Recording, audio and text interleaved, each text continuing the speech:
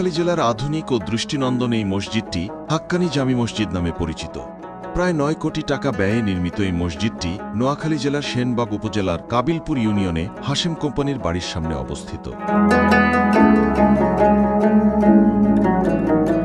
জানা যায় ১৯৮০ সালে হাক্কানি আলেম পীর বুজুর্গ শাহ সুফি রফিকুল ইসলামের কবরের পাশে স্থানীয় বিশিষ্ট ব্যক্তিবর্গ ও আবুল হাশেম গ্রুপের তত্ত্বাবধানে ছোট আকারে একটি মসজিদ নির্মাণ করা হয়।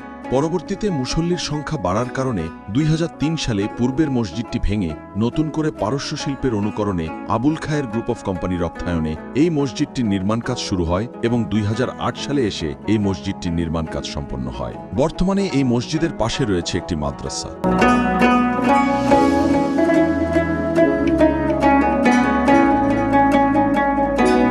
তিন গম্বুজ বিশিষ্ট এই মসজিদের ৪ কোণে বড় ৪টি মিনার রয়েছে এবং রয়েছে আরও ছোট ১২টি মিনার।